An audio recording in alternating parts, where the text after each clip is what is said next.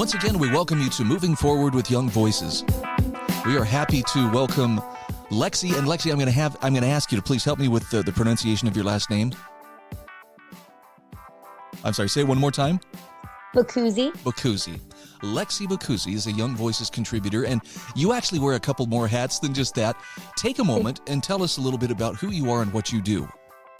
Yeah, absolutely. So my name is Lexi, obviously. I'm currently a senior at the University of Pennsylvania, but I'm originally from Southern Connecticut, and I was previously the College Republicans president here for a very long time. I now just started a new publication on Penn's campus called the Pennsylvania Post, but before that, I was a columnist at the Daily Pennsylvanian, our primary student newspaper here, for 3.5 years. And I've worked on the Hill, and I've been very involved in local and state politics in Connecticut. So I'm kind of all over the place, but those are my primary interests, I suppose. I'm looking at an article that you've written for National Review about conservative students shouldn't abandon the Ivy League. And maybe it's just because Harvard's president was in some hot water here just a few weeks ago, but I remember thinking, wow, the Ivy League. That you used to say, the name of any Ivy League institution, people kind of reverently, oh, yes, not so much. What exactly has happened within the Ivy League that would have conservative students maybe rethinking whether they want to be there in the first place? Yeah. So, as you kind of mentioned, and as I just said, I attend the University of Pennsylvania, who alongside Harvard has kind of been in the middle of all of this trial and tribulation regarding anti-Semitism on campus, a concern over lack of free speech, and recently the kind of famous resignation of both of our presidents due to those concerns. And at Harvard, obviously, the concerns associated with Claudine Gay's plagiarism in her dissertation and other academic work. So I think if anyone's opened any major newspaper between now and then, you can see time and time again, even in places like The Atlantic, people are really starting to heavily criticize the Ivy League and start to wonder about the credentials and the credibility of these institutions. Famous alumni like Bill Ackman and Mark Rowan have been very public about their lack of support for Harvard and Penn, respectively, and their concerns about even hiring people from these universities. So there definitely has been a lot of pushback here, but as I explained in my article, I don't know that I necessarily agree. That means we should leave. Well, and I'm eager to hear, some of the reasons why they should stick around. Look, it's not a secret. I've been paying pretty close attention for like the last 30 years, and the nation's institutions of higher learning have kind of been the seedbed for a lot of political correctness and, now what we would call, wokeness. But there was still the prestige. There were conservatives, even if they were maybe small in number. I'm just curious, Lexi, percentage-wise, are there that many conservatives attending Ivy League institutions? I was very lucky to actually I was at a conference earlier this semester in January called the David Network, which is a coalition of conservative and I would say right of center, libertarian leaning, especially religious Ivy League students or Ivy Plus students. And it was amazing to see us fill, halls at the Museum of the Bible and see quite how many students there were, because I think often students at these campuses who are right of center feel very alone and feel like they are the only ones. But it is a small number. There's nothing to sugarcoat about that. My estimation has always been at Penn, maybe 10% of the student body is even remotely right of center. So that's not even including people who would say that they're confidently conservative or confidently libertarian, just people who kind of question liberal or progressive orthodoxy, more like it here. But I think that in and of itself is not a reason to leave. As I kind of explain in my piece, I have had a phenomenal experience at Penn. Yeah, I faced a lot of hostility, and I've also seen a lot of amazing things happen here. I have fabulous relationships with my professors who often don't agree with me about anything. I've learned really, wholeheartedly how to speak the language of people who disagree with me. And more importantly, I've learned empathy, and it's for love of this institution that I write this. Famously, William Buckley wrote his God at Man at Yale because of how much he loved Yale. I'm very proud to have attended Penn. It was an honor for me to get accepted, and I want us to continue to work to make these institutions better, because they're not going away anytime soon. We got $14 billion of an endowment we're sitting on. So, as you point out in your article too, like it or not, these institutions kind of run the country. And I, if I'm understanding you correctly, you mean that in the sense that a lot of the people who are in high positions of trust, have gone to these same institutions, and they run in the same circles. I don't want to make it sound like, yeah, you have to be a member of the Yale Skull and Bones, to get somewhere, but just they go to the same schools, and like it or not, these schools still have a lot of standing. No, and I think that, one of the examples I always used, longer story, but one of the examples I always used was the Daily Pennsylvanian, and kind of the frustration I had there, which led me to start a new paper on campus, was they were taking note from the Times, and a lot of the people ended up working at the Times, right? Like there is a tradition that people are learning at these schools that are bringing to positions of power, and no real amount of lack of conservative respect for those institutions is going to change that, because the reality of the situation is that in many ways, the conservatives do make a minority coalition at a lot of these, very well-known media organizations or even well-known businesses. And so I think it's more important that we say that these institutions have something worth salvaging, and we try to reform them so that the students who are here can have better access and also more represented viewpoints. Not to mention, I just care about liberal education on its own. Well, and I think about what you mentioned, about being there, being a part of it, learning the language, having empathy towards the people who don't agree with you, even if it means suffering, some persecution as a result. Your influence, though, was there, and nobody can deny that, your influence, however wide or small the circle may be, was still there and undoubtedly affected people with whom you were studying. No doubt. I had a professor tell me that I was the first, not to toot my own horn, because I'm not sure if if it was even a compliment or so, but I had a professor tell me I was the first student in 30 years that he had met like me, who was so outspoken about my viewpoints in a classroom. And obviously my conservative viewpoints, and sometimes libertarian, I suppose. But in fact, I think that it is really relevant, because I know that many of my fellow students had never heard a viewpoint that was like mine before. I think I kind of hint at this in the article, but time and time again, people had told me I was the first intelligent Republican they had ever met. And while that can often be condescending or surprising to many people, I think that's important. I think that it's important that people are exposed to people who have, well thought out and very well settled and well confirmed values, who are willing to speak out about them. But that also requires conservative and libertarian students at these types of schools to be outspoken in class. I think self-censorship has always been our biggest problem at Penn. And you don't benefit from that. And the university doesn't benefit from that. And your peers don't benefit from that unless you're willing to speak out. Lexi, talk to me about faculty, because it seems like that's one of the places where I'm basing this on whatever study I saw that said, here's the number of conservative faculty members. It seems like they're even more in a minority than the students. Is there still a way forward for people to enter academia, and not only enter but stay, become tenured, prosper there, if they are conservative leaning? It seems like that would be very difficult. Yeah, I'm not sure I have. This is probably a whole nother article, to be honest, Brian. But I was really lucky in the sense that, and I'm sure many of them will hear this, I have had, as I said earlier, phenomenal faculty who have supported me and been amazing mentors, many of whom do not agree with me. I would say I have one close faculty contact who is conservative and agrees with me on an issue-by-issue basis. The rest of them do not.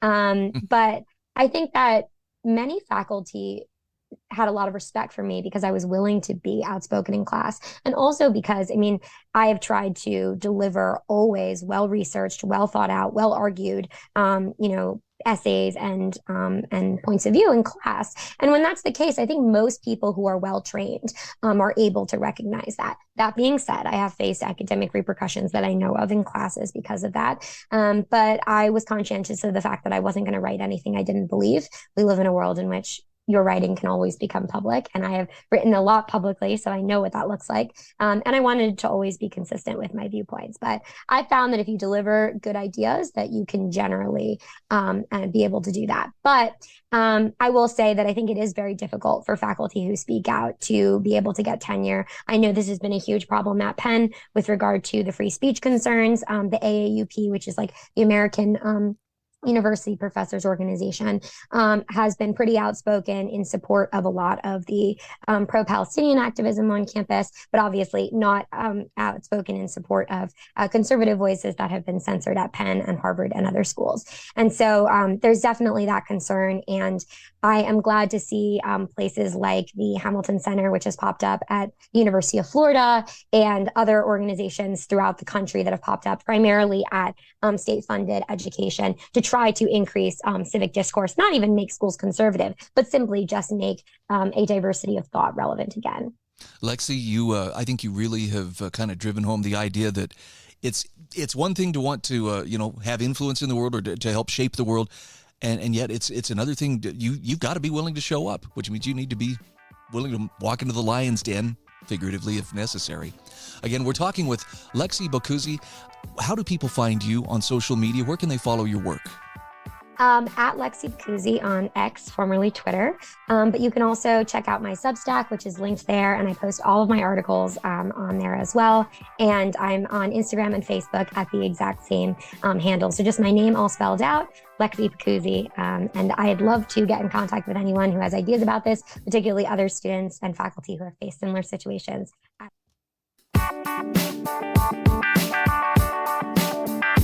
Welcome back. This is segment 2 of Moving Forward with Young Voices. Today, we want to welcome Jasmine Campos. She's a Young Voices contributor. And Jasmine, first of all, welcome to the show. Secondly, tell us a little bit about who you are and what you do.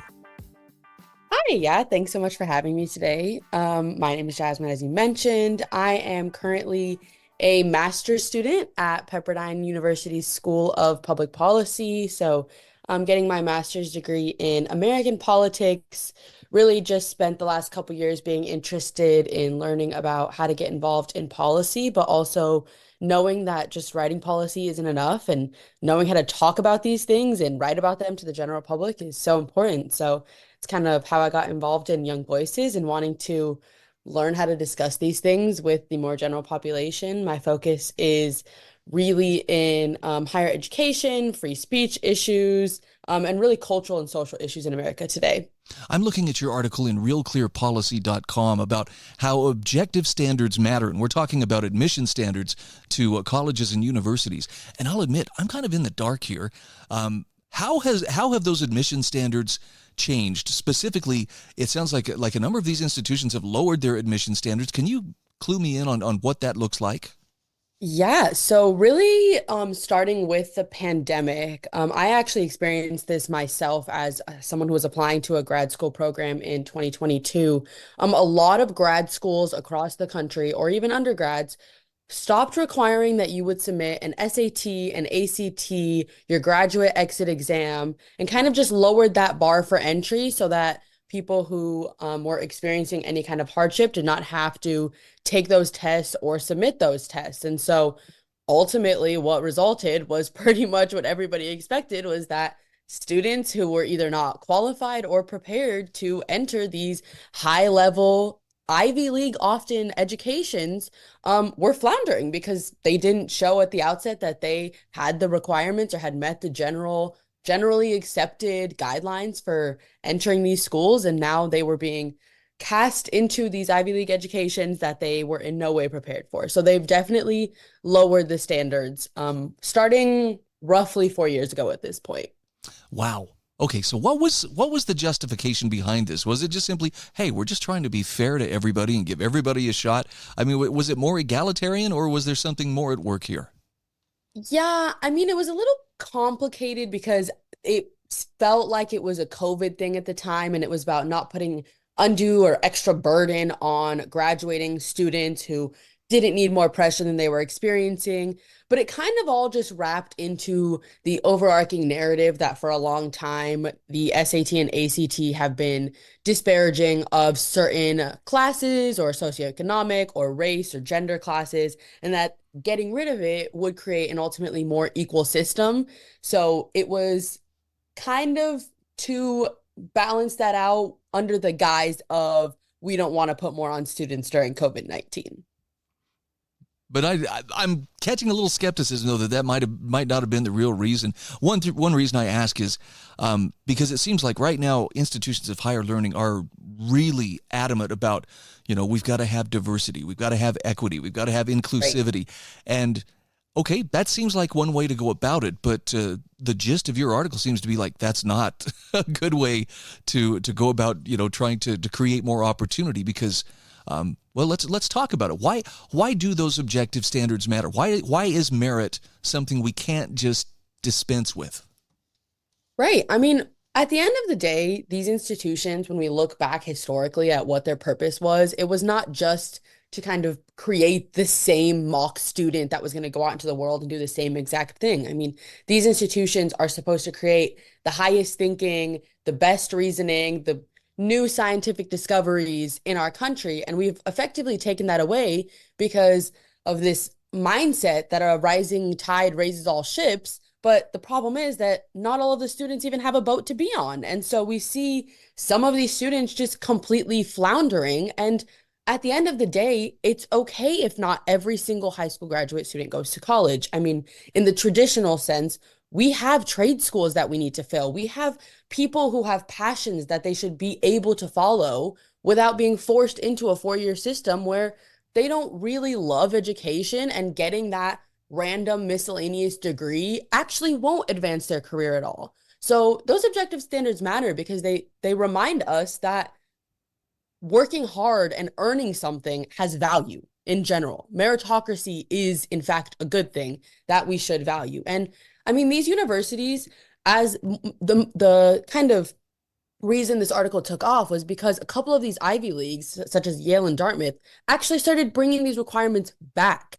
And since then, since I wrote the article, UT Austin actually also brought them back. And in the article that they kind of announced it, they found that students who didn't submit an SAT scored almost an entire GPA point lower than the rest of the students who did submit an SAT when they applied. So like these students are failing, and in fact, it's not a beneficial thing to basically set them up for failure and tell them that they have every right to be here when they're just not going to succeed at the end. That's not the point of the university. So meritocracy is in fact a good thing. And I know that's a bad thing to say now. Actually, I got to tell you, I am so full of admiration for you, for just boldly saying, look, college is not for everyone. And I know that that to some people, oh, you can't say that. Everybody needs a college education. But I think you make very clear the case. Look, it's not for everyone, and that's okay. There are people, I'm grateful that there are people who are skilled in the trades and do what they do, and they are no less, a great contributing member of society than, a professor who's doing research and studying or whatever, and writing about that research. But I really appreciate that you're willing to speak the truth that not very many people would say, and that is college is not for everybody, and for those who are going to enroll in college, it should be for people who are serious and people who are capable and people for whom it actually means. I mean, it used to get a college degree used to mean something. Mm-hmm. When college is for everybody and everybody gets a degree, it kind of feels like a participation trophy.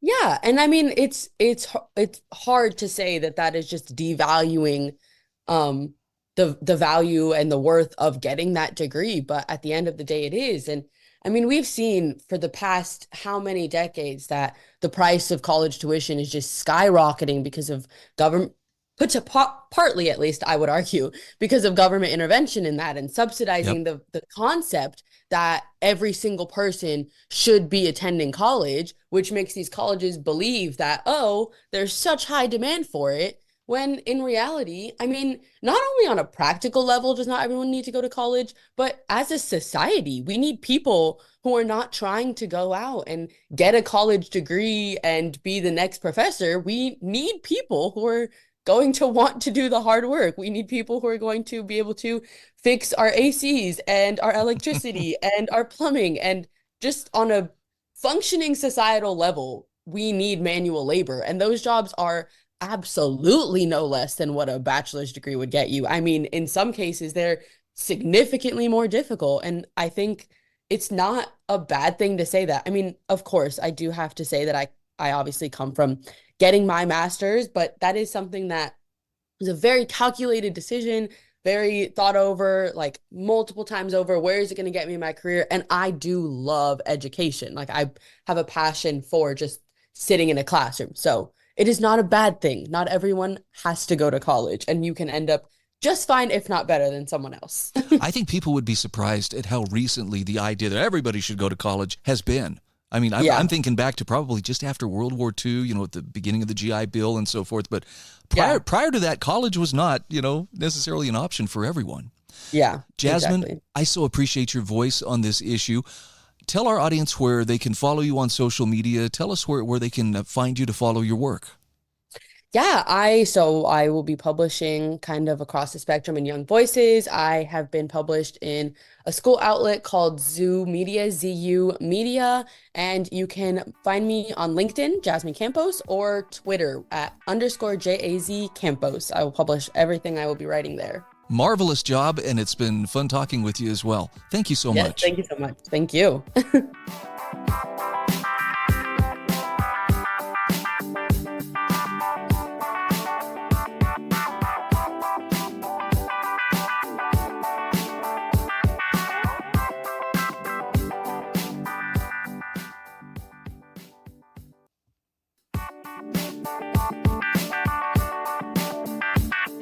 Welcome back. This is Moving Forward with Young Voices, and we are happy to welcome a new Young Voices contributor. Robert Clarke is his name. Robert, welcome to the show. Tell us just a little bit about yourself.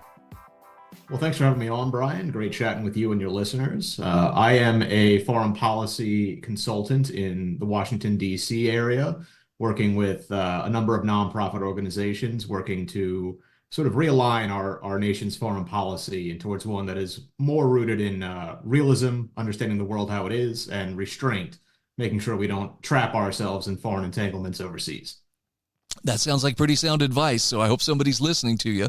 I'm looking at an article you wrote for dcjournal.com about NATO needs to step up. And look, I hate to say this. I grew up, during the Cold War, and so I've loved NATO and could identify all these different NATO aircraft and ships and submarines and stuff. But I sometimes find myself wondering if NATO has outlived its usefulness, because it seems like right now NATO has a lack of direction. Can you walk me through when you talk about NATO needs to step up?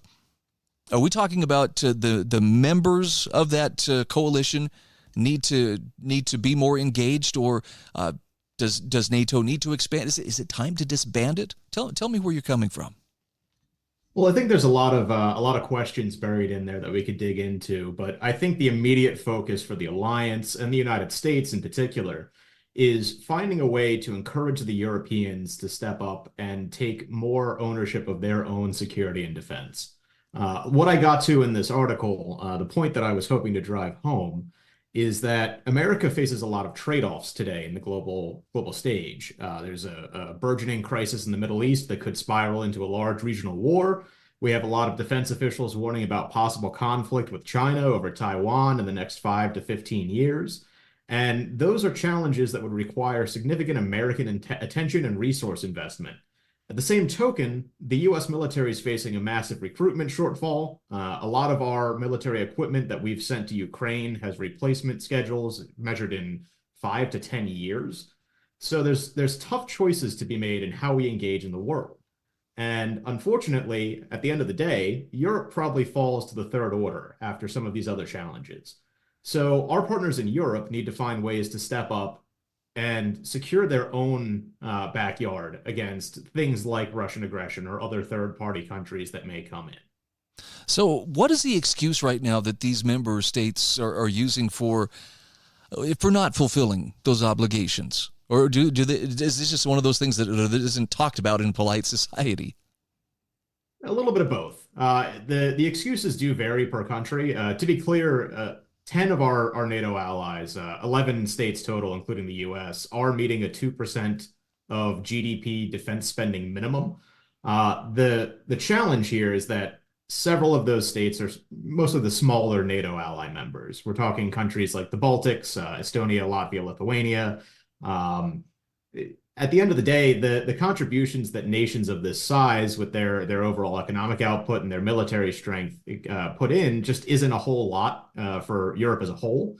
It's important for them to continue doing this, but we have to look at some of the larger economies in Europe, countries like Germany, France, the United Kingdom, Spain, Italy, Turkey, that are really the linchpin, the pillars to making this alliance a success without overcommitting U.S. resources. And the simple reality is that for the past 30 years or so, since the collapse of the Soviet Union, a lot of these countries have had the opportunity to trade off against security investments for popular political social programs.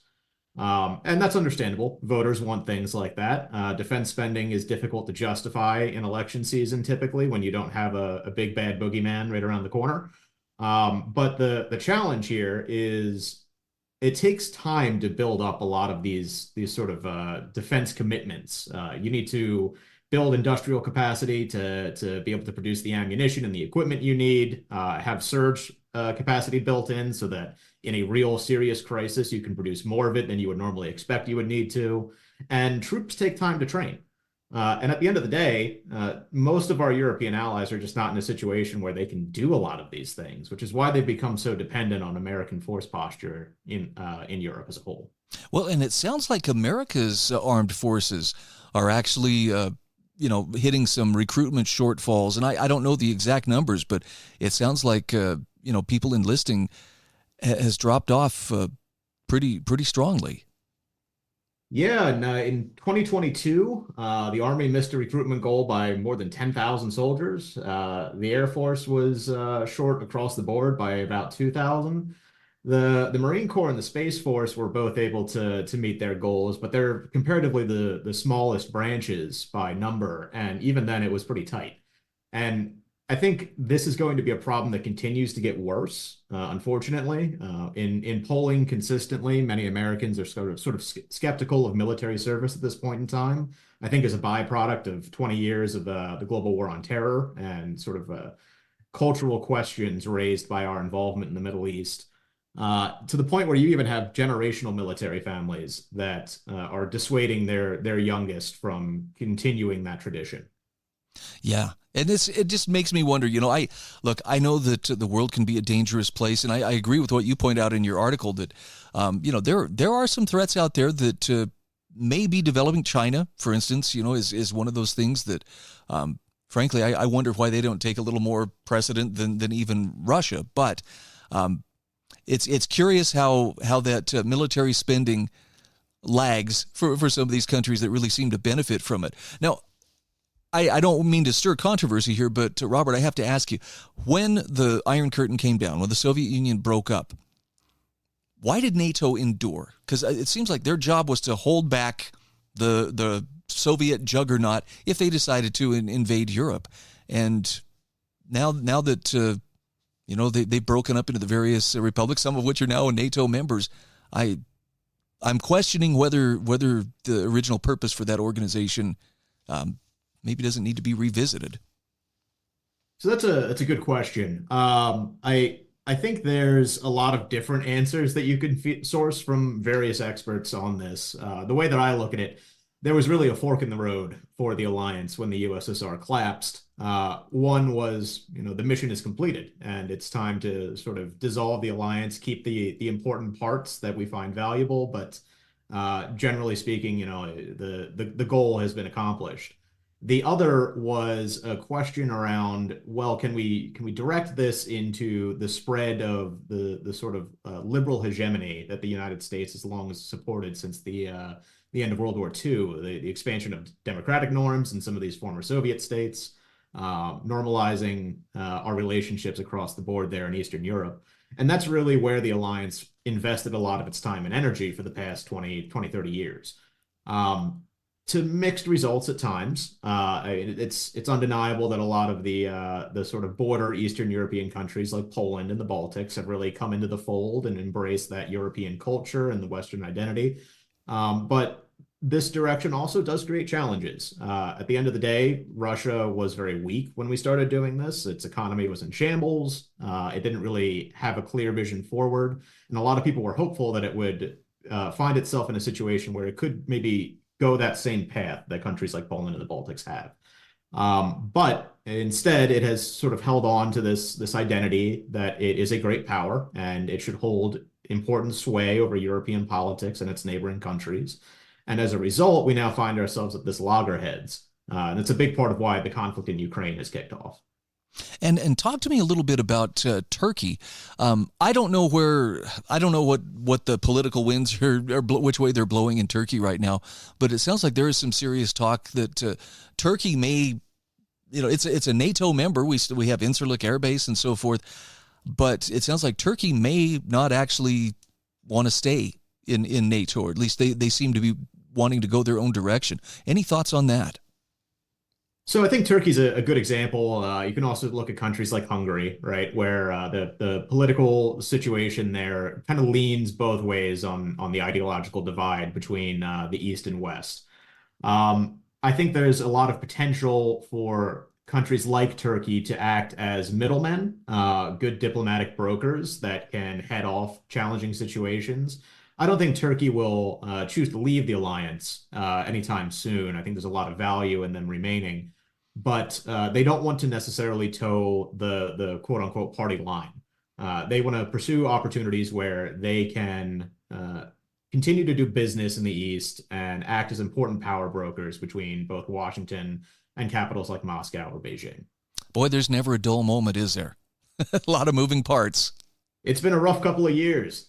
All right, Robert, we are unfortunately up against the clock here, but we're talking with Robert Clarke. He is a Young Voices contributor. And Robert, for those who want to follow you on social media or otherwise would like to follow your work, where can they find you?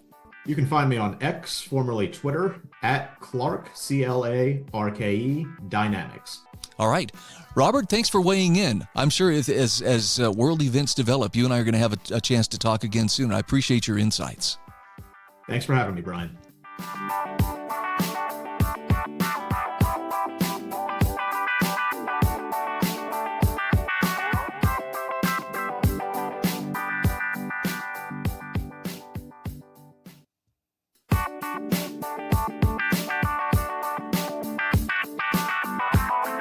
Welcome back. This is our fourth and final segment of Moving Forward with Young Voices. Happy to welcome a familiar voice back to the program. Caleb Franz is here. He is a Young Voices program manager, and you've been a busy guy here lately, Caleb. That's right. Yeah, I have. Yeah, I have a book coming out here in the fall, and this essay that I wrote for the Acton Institute is a little bit of a glimpse into what that's going to look like. So before we dive into your article, for those who are meeting you for the first time, give us just a little bit of background about yourself.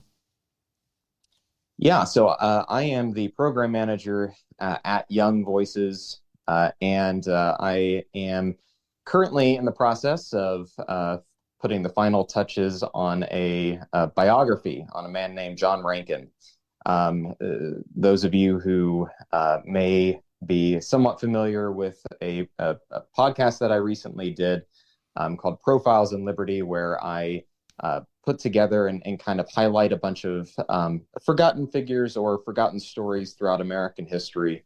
And a lot of that kind of served as the inspiration for pursuing this story and pursuing this biography that I have coming out in October. All right. We hear a lot of talk about slavery today. We don't hear as much talk, though, about the movement that ended slavery here in the United States. So it's good to get some background information about the abolitionist movement. Now, Reverend John Rankin, I'll admit, if someone said that name to me, I would be hard-pressed to place him. I only know because I'm looking at your article, the kind of role he played. But talk to me a little bit about this man. What was his story?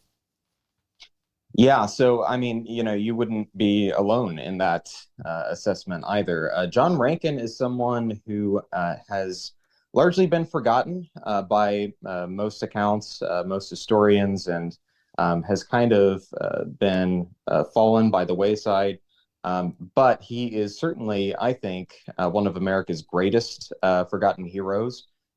All the people that you may be familiar with, people like William Lloyd Garrison, Harriet Beecher Stowe, even someone like a Frederick Douglass, These are all familiar names and certainly deserve the acclaim and the accreditation, both in scholarly circles as well as popular circles.